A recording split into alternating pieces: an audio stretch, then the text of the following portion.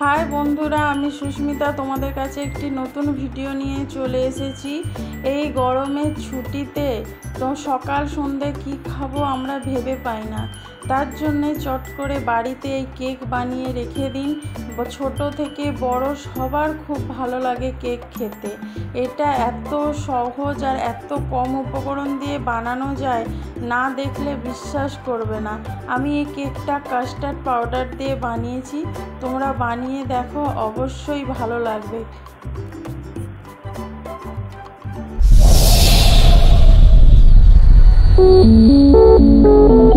তার জন্য এখানে আমি হাফ কাপ তেল নিয়েছি, যে সাদা আমাদের যে তেল, সেই তেল নিয়েছি।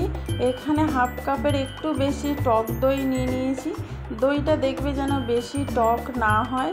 আমি এখানে কোনো ডিম ব্যবহার করব না, বিনা ডিমে কেকটা বানাবো, যে কোনো দিন তোমরা খেতে পারবে।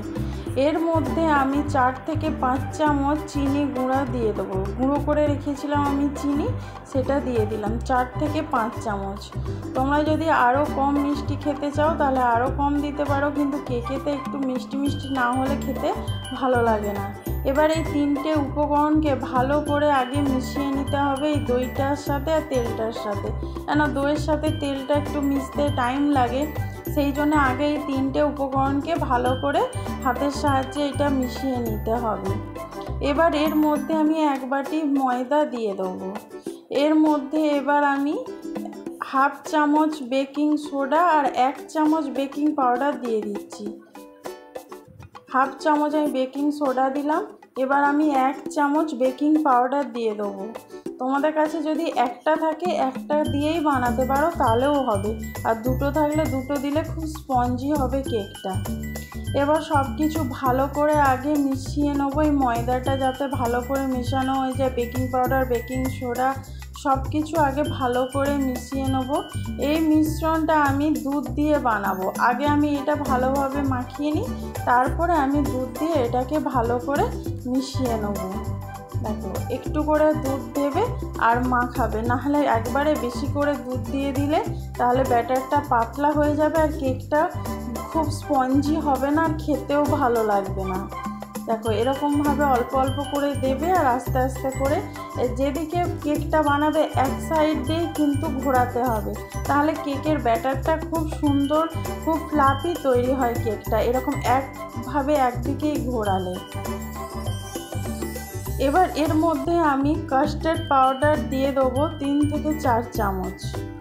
এখানে কাস্টার্ড পাউডার আমি বাড়িতেই বানিয়েছি, তোমরা যদি চাও আমাকে বললে আমি সেই কাস্টার্ড পাউডারের রেসিপিটা তোমাদের সাথে শেয়ার করতে পারি। এখানে আমি পিঙ্ক কালার দিয়ে, মানে ভ্যানিলা কাস্টার্ড পাউডার, কিন্তু আমার পিঙ্ক কালারের আমি বানিয়েছি,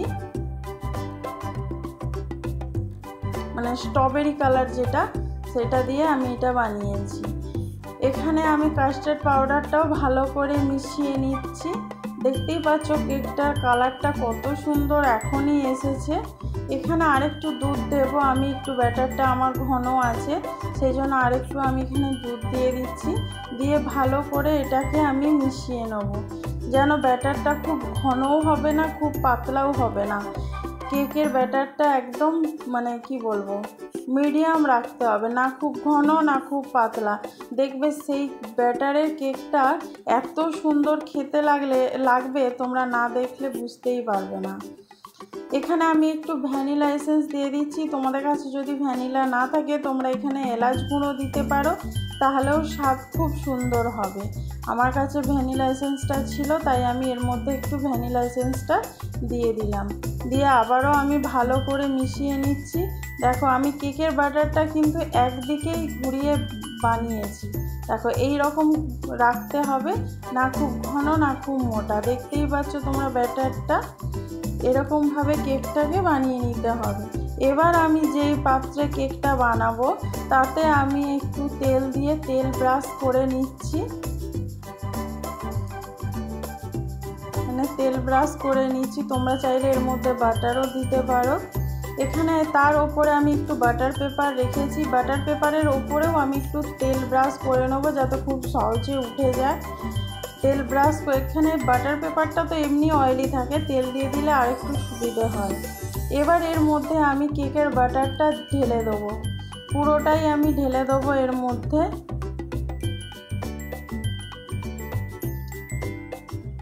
একটু ট্যাপ করে দেবো যাতে ভেতরে কোনো হাওয়াটা থাকলে সেইটা যেন বেরিয়ে যায়। এবার আমি এখানে কিছু চেরিকে কেটে রেখেছিলাম, সেইটা দিয়ে দিলাম। আমার কাছে টুটি ফুটি ছিল না, শেষ হয়ে গেছিলো। তোমরা চাইলে এখানে যে কোনো ড্রাই ফ্রুটও দিতে পারো, সেটাও খেতে খুব ভালো লাগে। এখানে আমি আগে থেকে কড়াটা গরম করতে বসিয়েছিলাম। এখানে কড়াটা আমার গরম হয়ে গেছে। এবার এর মধ্যে আমি কেকটা বসিয়ে দেবো। দেখতেই পাচ্ছ কত সুন্দর লাগছে কালারটা, এটা হওয়ার পরে আরও সুন্দর লাগবে। এবার আমি লো আঁচে 25 থেকে 30 মিনিট হতে দেব। দেখো কত সুন্দর লাগছে, দেখো তোমরাই কতটা ফুলে উঠেছে, দেখতেই পাচ্ছ। আমি তোমাদের একটা টুথপিক দিয়ে দেখিয়ে দিচ্ছি, দেখো একদম কিচ্ছু গায়ে লেগে নেই, খুব সহজে এইটা হয়ে গেছে। এটাকে এবার নামিয়ে আমি ঠান্ডা করে নেব। এর আগে আমার এখানে একটু ভুল হয়ে গেল, এর আগে আমি এখানে একটু বাটার ব্রাশ করে নিয়েছি। বাটার ব্রাশ করলে এর মধ্যে কেকের যে ওপরে একটা বাটারের ক্রিমি ভাব বা বাটারের যে একটা গন্ধ, তাতে খুব সুন্দর লাগে খেতে, আর গন্ধটাও খুব সুন্দর হয়। আর কেকটা যে শুকনো শুকনো সেটা আর লাগে না। তোমরা এর ওপরে একটু বাটার লাগিয়ে দিতে পারো। যদি বাটার না থাকে তোমরা একটু সাদা তেল ব্রাশ করে একটু চাপা দিয়ে রেখে দেবে, একই রকম স্বাদ পাবে। এবার আমি এটাকে ঠান্ডা করে নিয়েছি, দেখো কতটা সফট হয়েছে। এবার আমি একটি ছুরির সাহায্যে সাইডটা কেটে নিয়ে এটাকে বার করে নেব। দেখো এটা আমি বার করে নিয়েছি, তোমাদেরকে আমি একটু কেটে দেখিয়ে দেবো। তার আগে দেখো কতটা নরম হয়েছে, তোমরা দেখতেই পাচ্ছ। আমি তোমাদেরকে কেটে দেখাচ্ছি, দেখো কত সহজে এটাকে জাস্ট ছুরিটা বসানো মাত্রই কেটে যাচ্ছে।